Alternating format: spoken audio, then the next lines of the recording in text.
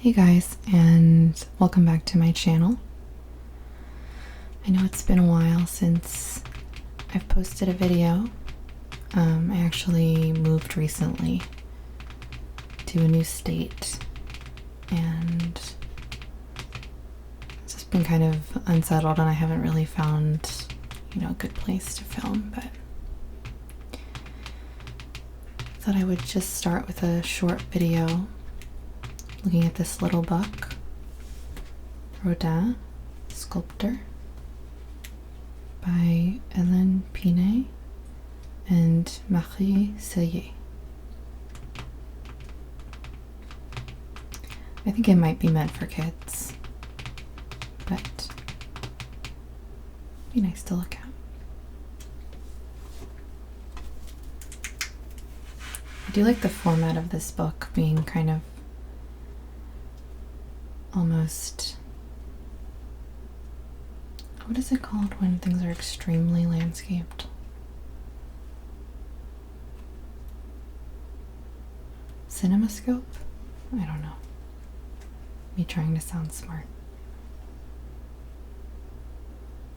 But I do like the aspect ratio. I think these are photos. This is a photo from Rodin's home and studio.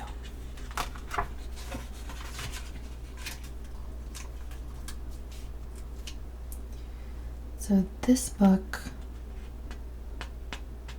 when was it made? 1996.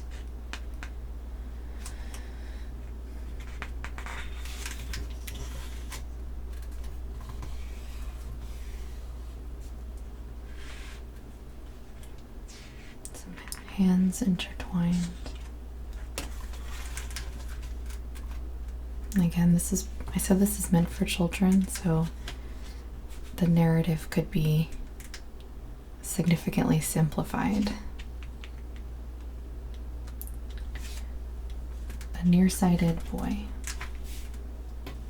Auguste Rodin was born in Paris on November 12th, 1840.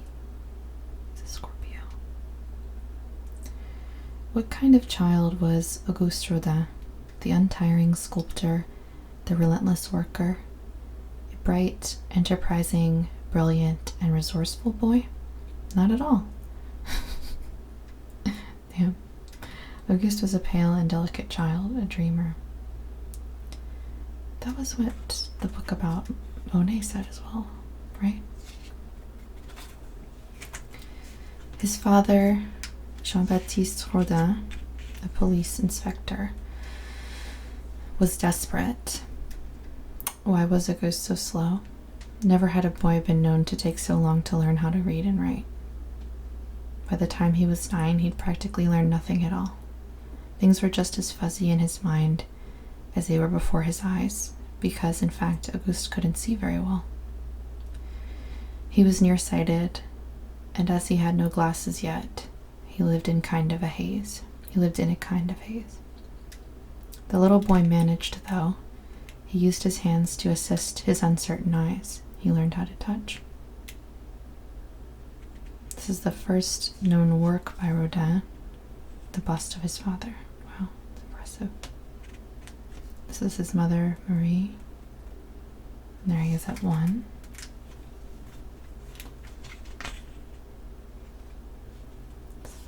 Better look of it without the glare.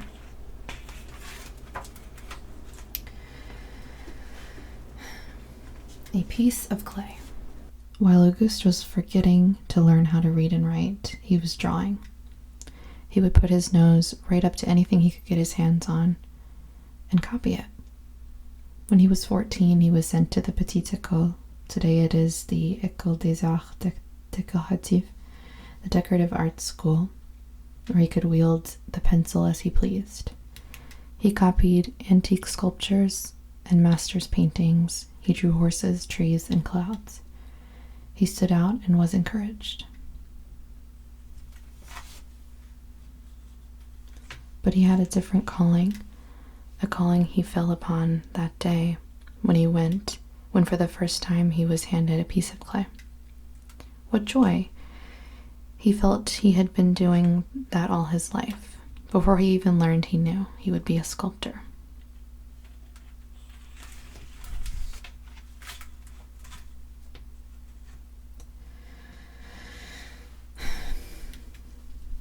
Artist and builder.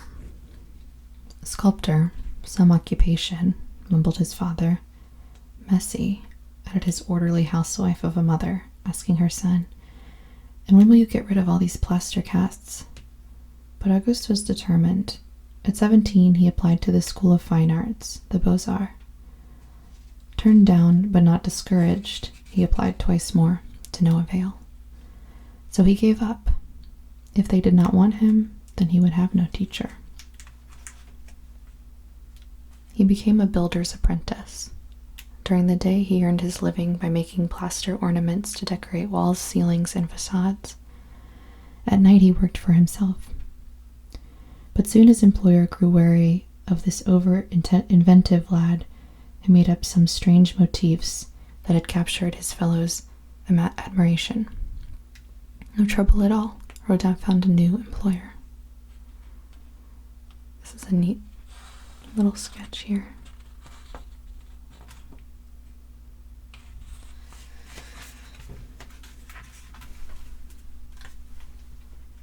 Brother Augustin. Auguste was 22 when, in 1862, he experienced tremendous grief at the death of his beloved sister, Maria, 2 years older than he. Auguste was hurt. She had been his most trusted friend. Bewildered, he took refuge in a religious community. From then on, he was known as Brother Augustin. Fortunately, Father Aymar, his superior, did not prohibit his sculpting. He let him have a shed where he could model clay as he liked. He began work on a bust of Father Aymar. Here's Auguste with his sister Maria in 1859. And it says an astonishing resemblance. And here's the bust.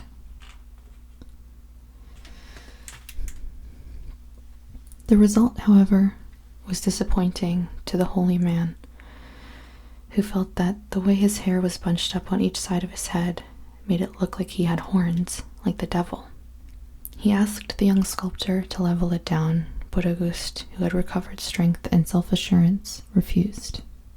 A few months later, he left the order, having decided that he was definitely not cut out for religious life.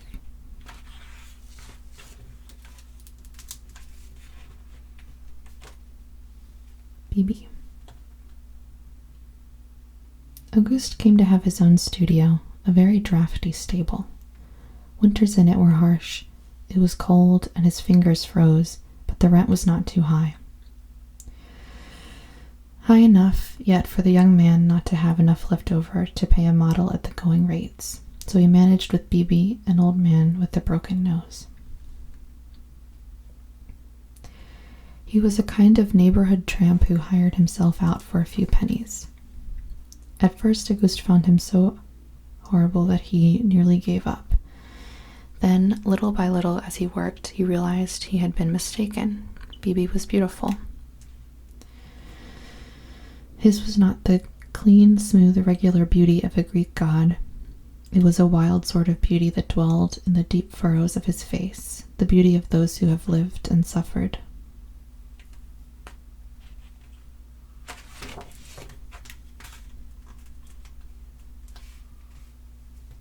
Indispensable rose. Rodin's second model was a pretty seamstress who did not ask to be paid for long. Auguste and his model fell in love. Rose Beret came to live in the drafty studio when she was 18. Auguste's life was transformed. Rose was not only a model of patience and docility who accepted to pose nude in the cold for hours, she was also a help at all times. From then on, she was the one who looked after the clay sculptures, carefully wrapping them up in damp cloths to prevent cracking. Rose became the guardian of Rodin's work, and so she would remain for more than 50 years. Yet when she bore his son in 1866, Rodin did not even bother to give him legal recognition. The young Auguste Rodin would never have more than his father's first name. That's sad.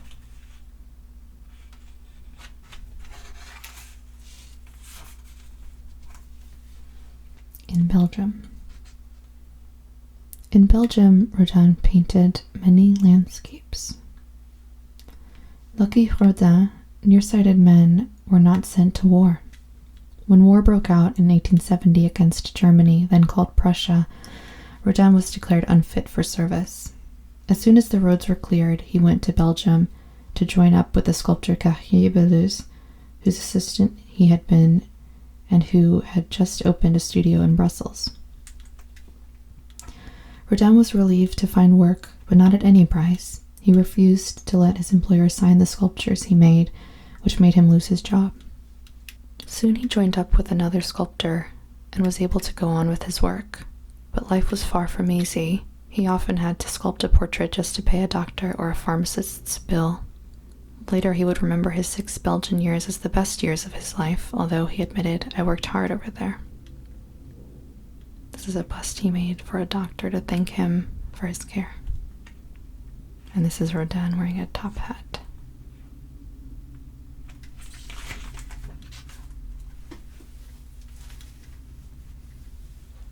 This section's called A Scandal.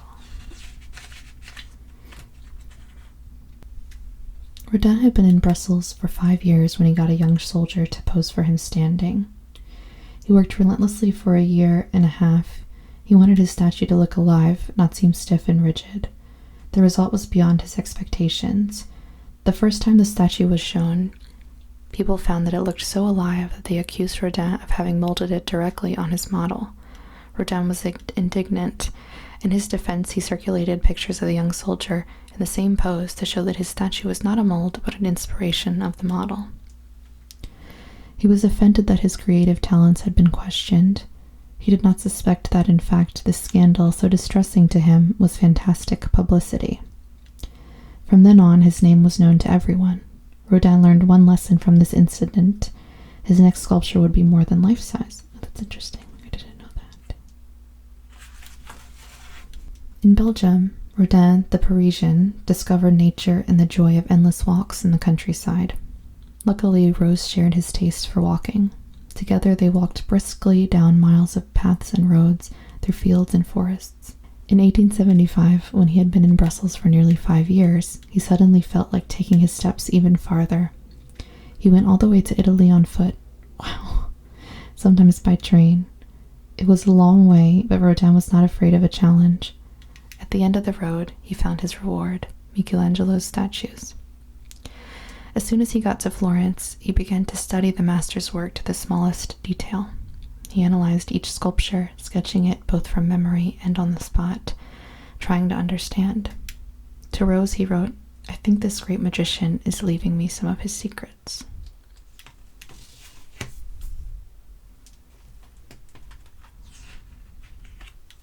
Some sketches from visiting Michelangelo's works. John the Baptist. When he went back to Paris in 1877, Rodin was 37. He was determined to get an official assignment. He wrote to the ministers, got recommended, and sent his work to public competitions. And yet the government ignored him, not a single assignment. So to make a living, Rodin continued to work for other sculptors, and when he had first started out. For Rose and him, these were hard times. Once he had paid rent for the studio, bought the material, clay, plaster, or stone, he used for his sculptures, and paid the craftsmen who helped him, molders or stone cutters, practically nothing was left. Rodin's situation did not improve until 1879, when he was hired at the Manufacture de Sèvres. For 3 years he designed decorations for vases, dishes, and plates. He may not have been crazy about the job, but it was reasonably well paid. Can you imagine how priceless those few pieces must be now? This is really beautiful. It has a little etching in it. figure. The Gate. This is one of his most famous works. 40 years old, Rodin finally got his first big official assignment, a monumental gate for the future Decorative Arts Museum. The sculptor, who had been reading Dante's Inferno for months, decided to take his inspiration from that long 14th century poem. After getting a big enough studio from the government, Rodin built a frame for his Gates of Hell. And these photos are some details of the sculpture. A strong wooden frame, 6 yards high and 4 yards wide. Then he got down to work. Enthusiastically, he fashioned dozens and dozens of little plaster figures and fixed them on the boards. As his work progressed, the wood disappeared under the white plaster, but Rodin was very hesitant. He would position his figures, then reposition, replace, or take them away. So much that he never completed his work. It was to remain in his studio as a huge display of forms from which he would forever draw.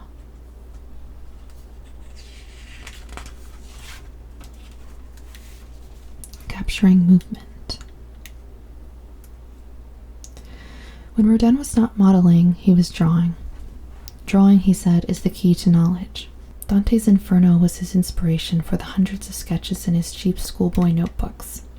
Ideas came to him at all times, so he would not forget. He would scribble them on anything he could find, a bill, a piece of wrapping paper, or even the ends of his sleeves if nothing else was around. What Rodin was trying to convey was movement, not a fixed pose. He never asked his models to remain still. On the contrary, his greatest pleasure was to watch them move around the studio. "Don't pretend to comb your hair, comb it," he would say. He never looked away from his model while he was dashing his pencil around the paper. "As soon as I look down," he said, "the connection is lost." Oh, Camille. It's a common name for muses of artists.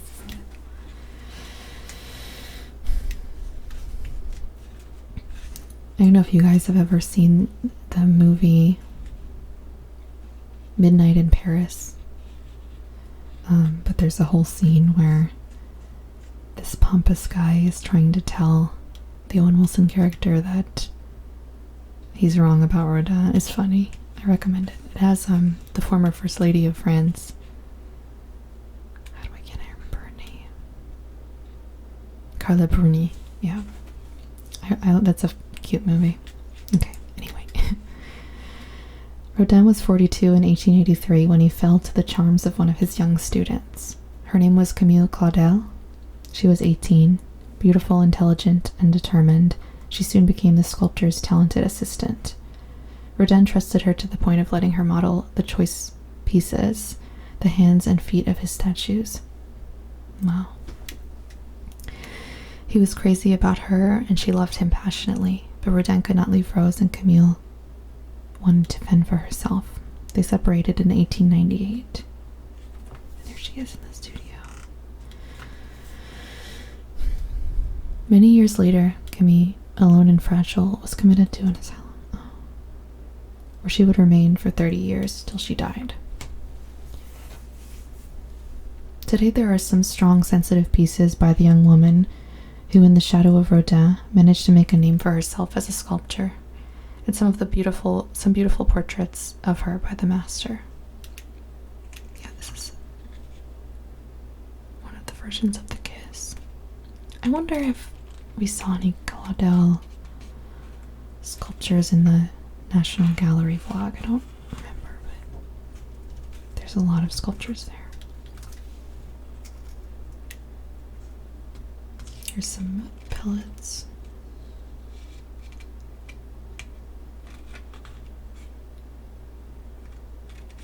It's really cool to see kind of little imperfections on these.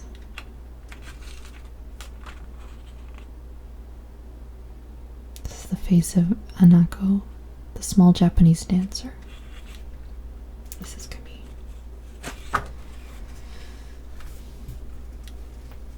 20 profiles for one portrait. When the scientist Pierre Curie died, his wife Marie asked Rodin to make a bust of her husband. Gosh, it's not crazy to think of those contemporaries. The sculptor said he was terribly sorry, but he could not sculpt from a photograph. He needed the force of living models with the changing expressions on their faces. Since he was nearsighted, Rodin worked very close to his models. He circled around them, modeling their different profiles in the day. The living shape was born out of the sum of all these profiles. When he worked, Rodin was astonishingly concentrated. He was not as interested in people's appearance as he was in their character.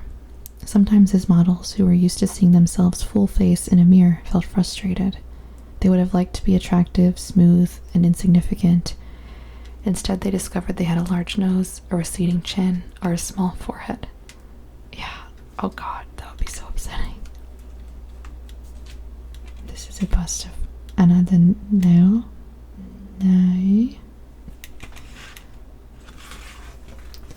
A master in bodies. These are neat with this drapery on them. These are part of the Burger de Calais. Here's some hands. He has incredible hands. Everyone who knew him noticed his hands. The French novelist Guy de Maupassant described them as the hands of Hercules, or of a butcher, impossible to hide. Hands are also the part of the body that many artists struggle with. Oh, there's a bust of Victor Hugo. Terribly misérable.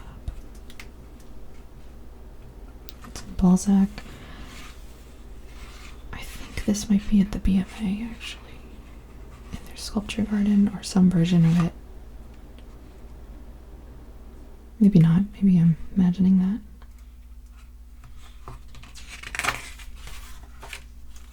There's a good shot of him in his studio. Or no, sorry, that's a watercolor. Obviously, Alex was color photography in the 1800s.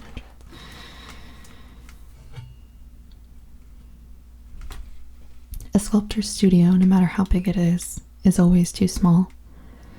It just keeps filling up with clay models, plaster casts, tools, and wood and metal frames. Space was such a problem that Rodin had to move several times. When he became famous, his solution was to rent several places at the same time. One of his studios was located at the Marble Warehouse, an amazing place right in the middle of Paris where the government stored the blocks of marble intended for sculptors. That's crazy. Rodin worked there for 37 years. Rodin had so many orders that he ended up running a company. He had molders in charge of making plaster casts from clay statues, enlargers and adjusters who enlarged his little statues up to 5 times their size, and of roughers to cut the stone or marble. Rodin was very demanding. He used to make me cry. I remember the sculptor Jules Desbois, who had been his rougher. It seems like a really hard job, also. You get a lot of little body part sculptures.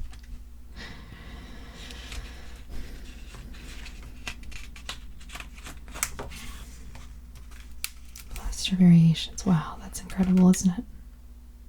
That's insane. This is The Dream or The Angel's Kiss, an aerial combination.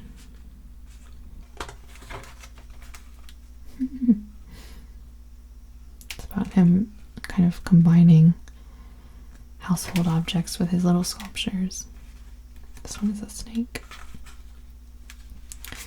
If you visit Paris, you can actually visit his studio. One of his studios is actually the Rodin Museum. You can walk around and it's really cool because it doesn't even look like a traditional museum. There's all sorts of kind of sketches and molds and things. It's really cool. Danaid, the despair of the young Greek woman condemned by the gods to forever be filling a bottomless barrel. Oof. So these are marble sculptures. The delicately sculpted figures seem to be rising from coarse cuts of marble. Rodin got the idea of leaving part of the marble rough from Michelangelo. It gave his compositions more life, passion, and force. Yeah, all the walls and everything is extremely bright in those studios, or the studio that I visited at least. So I remember it, it's been a long time.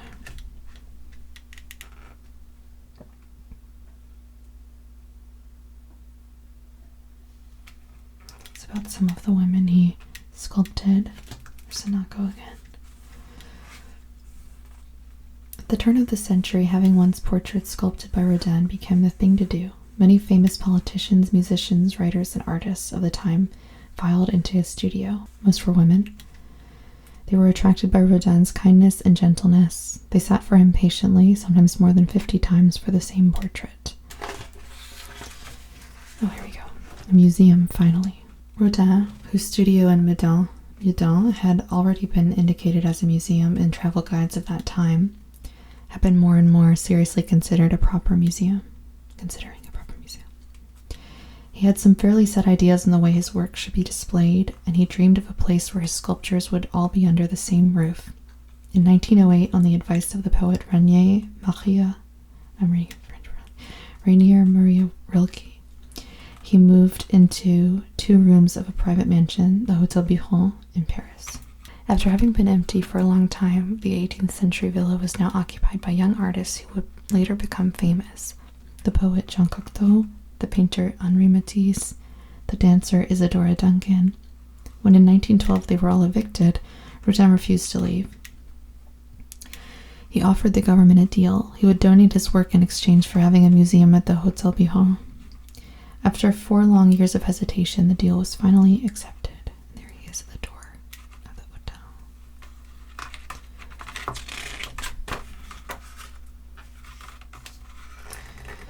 Rodin remained very active for a long time, modeling, sketching, and traveling. "I'm surprised when I look in the mirror to see how old I am," he said to a friend. Then little by little his strength began to fade. He would get up later, work less, and most often be content drawing figures of naked women while daydreaming. He had gone back to living with Rose, his companion for the past half-century, who had never stopped calling him Monsieur Rodin. He finally married her in January 1917, in the middle of the war, when he was 76 years old. The winter that year was freezing, and the heating in Meudon did not work. The 2 elderly persons huddled together to try to fight off the cold. Now that he had donated his work, interest in the old sculptor, who was slowly losing his wits, had vanished. Rose died 2 weeks after their wedding. Rodin, a few months later, on November 18th, 1917. Rodin is buried in Meudon under the big statue of the thinker. Wow. That's a picture. And that's everything for this little book. One last shot of the studio.